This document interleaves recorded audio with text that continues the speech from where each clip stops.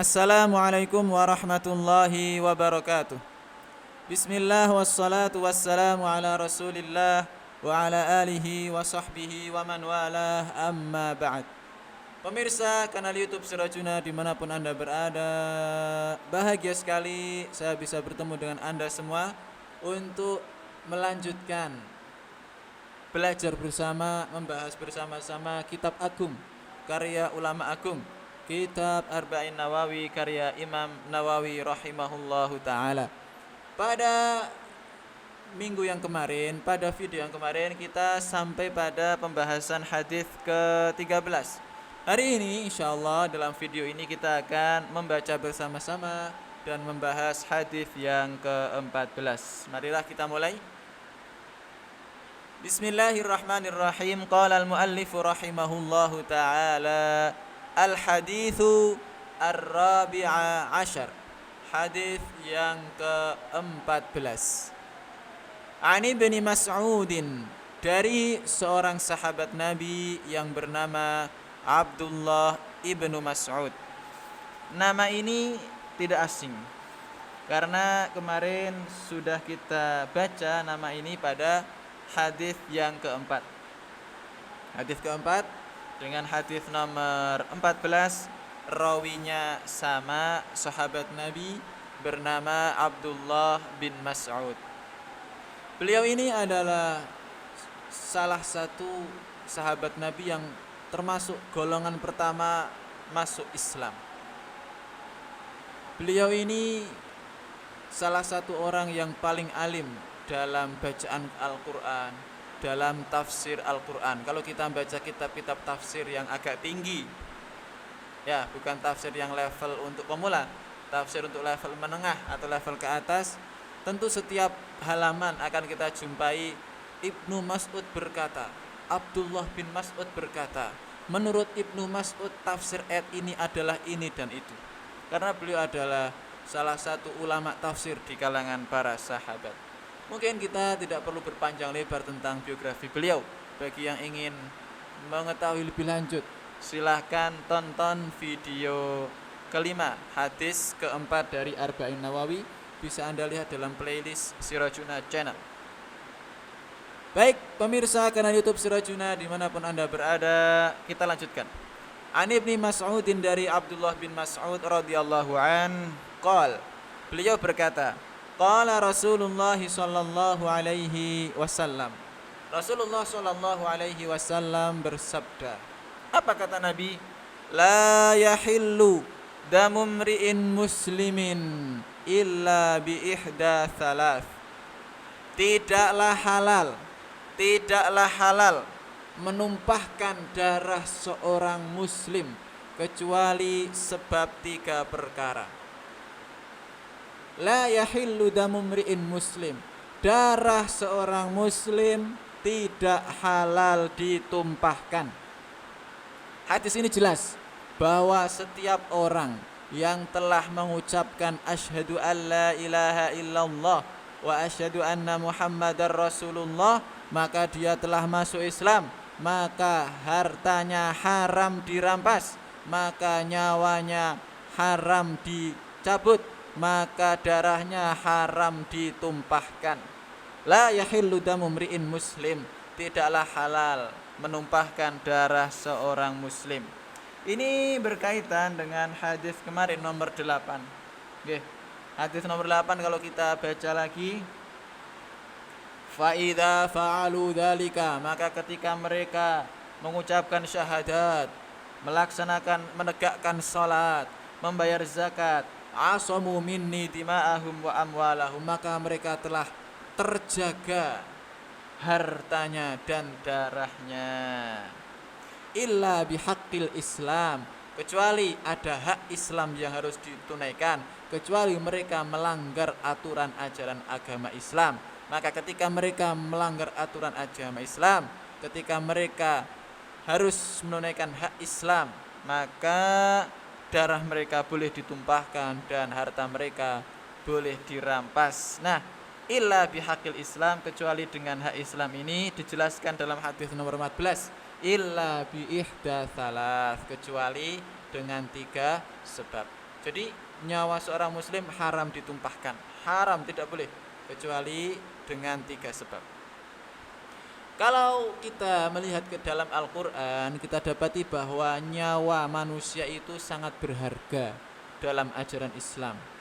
Allah Subhanahu wa taala berfirman dalam Al-Quran, annahu man qatala nafsan bighairi nafsin aw fasadin fil ardi. Barang siapa yang membunuh nyawa, yang melayangkan sebuah nyawa, yang menumpahkan darah seseorang tanpa ada sebab, membuat kerusakan di muka bumi, faka'annahu qatalan nasa jami'a, maka seakan-akan dia telah membunuh seluruh umat manusia. Jadi dalam agama Islam, nyawa itu sangat berharga. Nyawa orang Islam atau nyawa orang kafir, semua sangat berharga. Membunuh satu nyawa artinya membunuh seluruh umat manusia. Wa man ahyaha faka'annama ahyan nasa jami'a. Dan barang siapa yang menghidupkan satu nyawa, menghidupkan satu nyawa, membantu kehidupan seseorang sehingga dia hidup berlangsung kehidupannya, faka'annama ahyan nasa jami'a, maka seakan-akan dia telah menghidupkan seluruh umat manusia. Jadi nyawa itu sangat berharga. Suatu ketika Nabi Muhammad SAW berjalan mengelilingi Ka'bah, lalu beliau bersabda, sungguh sangat mulia wahai engkau Ka'bah, sungguh mulianya engkau wahai Ka'bah, sungguh terhormatnya engkau wahai Ka'bah. Akan tetapi nyawa seorang mukmin itu lebih terhormat, lebih mulia di sisi Allah daripada engkau. Jadi nyawa orang Islam, nyawa orang mukmin itu lebih berharga di sisi Allah daripada Ka'bah. Dalam kesempatan lain Nabi Muhammad SAW bersabda, sungguh hancurnya dunia, alam semesta seisinya itu lebih ringan di sisi Allah daripada tumpahnya darah seorang muslim. Jadi nyawa itu sangat berharga, apalagi nyawa seorang muslim sangat berharga di sisi Allah Subhanahu wa taala. Makanya kita dapati di sini dalam hadis ini Nabi bersabda, la yahillu damu mri'in muslim, tidak halal menumpahkan darah seorang muslim. Enggak boleh membunuh orang Islam, enggak boleh. Haram. Bahkan kalau kita baca dalam Al-Qur'an, Allah Subhanahu wa taala berfirman, wa man qatala mu'minan muta'ammidan, barang siapa yang membunuh seorang mukmin dengan sengaja, fajazauhu jahannam, maka balasannya adalah neraka jahanam. Khalidan fiha, dia kekal di sana selamanya. Wa ghadiballahu alaihi, dan Allah murka kepada orang tersebut. Wa la'anahu, dan Allah melaknati orang tersebut. Wa a'adda lahu 'adzaban alima, dan Allah menyiapkan baginya siksaan yang pedih. Jadi membunuh seorang muslim, seorang mukmin itu mengerikan. Hukumannya ada 5 disebutkan dalam Al-Quran. Neraka, kekal di sana, Allah murka, dilaknati Allah, dan siksaan yang sangat pedih. Semoga kita semua terjaga, diberi hidayah oleh Allah Subhanahu wa taala. Separah apapun pertengkaran kita dengan saudara sesama muslim, jangan sampai itu sampai ke tahap penumpahan darah. Amin ya rabbal alamin. Baik, kita lanjutkan. Illa bi ihda thalath, kecuali dengan 3 sebab. Jika 3 sebab ini terjadi, maka darah seorang muslim boleh ditumpahkan. 3 hal ini adalah kejahatan yang sangat besar, yang hampir tidak bisa diampuni. Kejahatan yang sangat besar sehingga hukumannya adalah mati. Kejahatan pertama, ats-tsayyibuz zani, orang yang sudah menikah, orang yang telah merasakan nikmatnya hubungan seksual dalam lingkup nikah yang sah, kemudian dia berzina. Dalam istilah fikih disebut zina muhsan. Zina muhsan, orang yang sudah menikah, merasakan kenikmatan hubungan seksual dalam lingkup pernikahan yang sah, kok kemudian sudah mendapatkan hal yang baik tersebut, ya, kok kemudian dia lari ke dalam hal yang buruk, ke dalam perzinahan, maka orang tersebut dalam hukum Islam dikatakan telah melakukan kejahatan yang luar biasa besar dan hukumannya adalah mati. Semua sepakat di dunia ini, semua sepakat bahwa perselingkuhan, perzinahan dari orang yang sudah menikah itu adalah kejahatan yang luar biasa. Pertama, dia telah menyakiti hati pasangannya, istrinya atau suaminya. Kedua, dia telah merusak rumah tangga orang lain. Ketiga, dia telah menghancurkan nasab, garis keturunan. Ketika orang berzina kemudian lahir anak, nasabnya tidak jelas, menghancurkan garis nasab. Kejahatan yang luar biasa besar. Makanya orang seperti ini dalam agama Islam tidak layak hidup, hukumannya adalah mati. Namun tidak serta-merta orang melihat orang, apabila masyarakat melihat orang berselingkuh langsung dibunuh, tidak serta-merta seperti itu. Di Saudi Arabia contohnya, negara yang masih menerapkan seluruh ajaran agama Islam, di sana hukuman ini masih diterapkan. Tapi tidak serta-merta orang berselingkuh langsung dihukum, tidak. Ada orang yang berzina seperti ini perlu dilaporkan ke polisi, perlu diseret ke pengadilan, ada saksi, ada bukti, ada persidangan, ada tarik ulur, barulah setelah itu baru diputuskan. Tidak serta-merta langsung dihukum, tidak. Semuanya ada prosesnya. Baik, hukuman mati bagi orang yang zina muhsan ini adalah dengan hukuman rajam.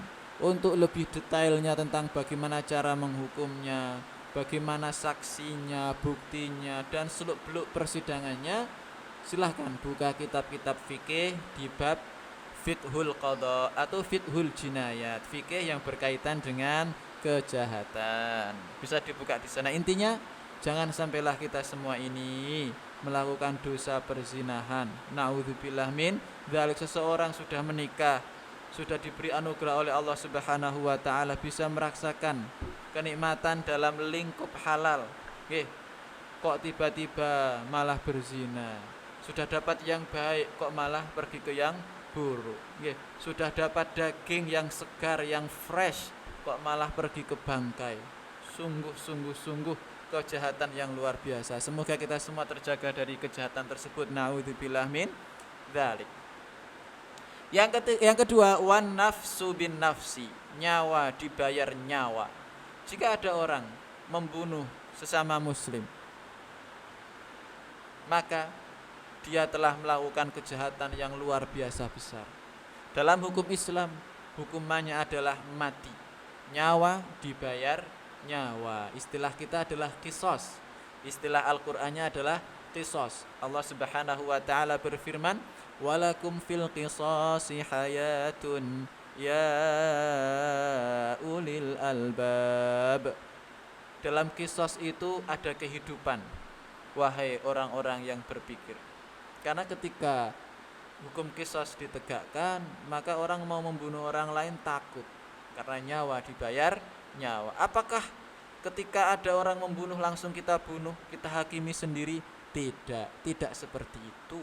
Harus melewati proses pengadilan, laporkan polisi, seret ke pengadilan, ada bukti, ada saksi, ada tarik ulur, ya meja hijau, kemudian baru diputuskan. Untuk lebih lengkapnya silahkan buka kitab-kitab fikih di bab fiqhul qadha, fikih kehakiman, atau fiqhul jinayat, fikih berkaitan dengan kejahatan.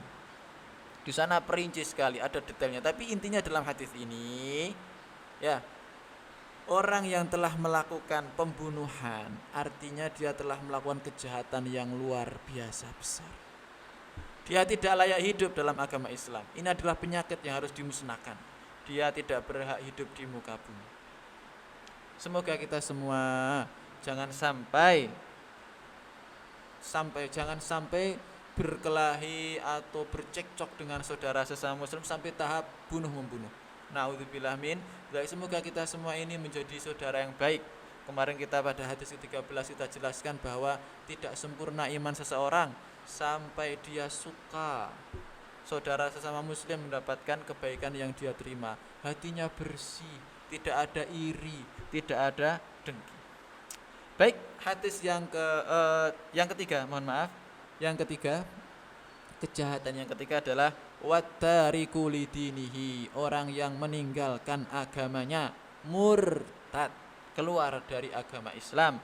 Al-mufariqu lil jamaah, yang meninggalkan golongan kaum muslimin. Orang sudah beragama Islam kok malah keluar, pindah agama ke agama lain, murtad. Dalam hukum Islam dia telah melakukan kejahatan yang luar biasa besar dan hukumannya adalah mati. Baik saudara-saudara semua, inilah hadis yang mulia, hadis yang ke-14, bahwa yang kita bisa pelajari di sini bahwa nyawa seorang muslim itu sangat berharga, tidak boleh ditumpahkan sama sekali, kecuali mereka telah melakukan kejahatan yang luar biasa besar. Di dunia ini banyak sekali kejahatan ini dan itu, mencuri, ya, kejahatan ini dan itu, banyak sekali minum khamr dan sebagainya. Kejahatan-kejahatan tersebut tidak sampai tahap ini. Ini kejahatan yang sangat luar biasa besarnya, sehingga orang tersebut tidak layak hidup menurut ajaran agama Islam. Sekali lagi saya ulang, yang pertama zina padahal sudah menikah, sudah melakukan hubungan seksual, menikmati hubungan seksual dalam lingkup yang halal, kok berzina, maka dia tidak layak hidup dalam agama Islam. Kemudian membunuh orang, nyawa dibayar, nyawa membunuh orang itu dosa yang sangat besar, tidak layak hidup pelakunya. Yang ketiga murtad, pindah agama, itu dosa yang sangat besar. Jadi kita berdoa, memohon kepada Allah Subhanahu wa taala, jangan sampai kita ini melakukan dosa-dosa besar ini. Semoga kita semua terjaga di dunia dan di akhirat. Allahumma inna nas'alukal huda wattuqa wal afaf wal ghina. Ya Allah, kami minta kepadamu hidayah, ketakwaan, kesucian dan kecukupan. Allahumma habib ilainal iman. Ya Allah, buatlah iman itu kami cintai. Wa zayyinhu fi qulubina, dan hiasilah iman di hati kami. Wa karrih ilainal kufra, dan buatlah kekafiran kami benci. Wal fusuqa, dan buatlah kefasikan, kemaksiatan kami benci. Wal isyan, dan buatlah kemaksiatan kami benci. Waj'alna minar rasyidin, dan jadikanlah kami termasuk orang-orang yang mulia. Baik saudara-saudara sekalian, untuk hadis ke-14 cukup sampai di sini. Namun sebelum kami tutup, ada pesan yang sangat penting, bahwa hukum-hukum ini, ya, hukum-hukum Islam ini yang berkaitan dengan kejahatan ini adalah tugas dari pemerintah. Sholat, tugas kita semua, individu maupun pemerintah. Zakat, individu maupun pemerintah. Haji, individu maupun pemerintah. Sedangkan tugas untuk menegakkan hukuman qisas, hukuman rajam dan sebagainya ini adalah tugas milik pemerintah. Kalau kebetulan negara yang kita tinggali ini menerapkan agama Islam dalam hal ini, maka alhamdulillah. Tapi jika kebetulan tidak sesuai dengan yang kita pelajari di hukum fikih, maka tidaklah mengapa. Itu adalah tugasnya pemerintah. Tugas kita sebagai individu adalah menjaga diri, jangan sampai jatuh ke dalam kemaksiatan yang luar biasa besar itu. Tugas kita adalah menasihati sesama, jangan sampai berzina, jangan sampai membunuh, jangan sampai murtad, jangan sampai melakukan dosa-dosa besar. Terima kasih. Subhanakallahumma bihamdika asyhadu an la ilaha illa anta astaghfiruka wa atubu ilaik. Assalamualaikum warahmatullahi wabarakatuh.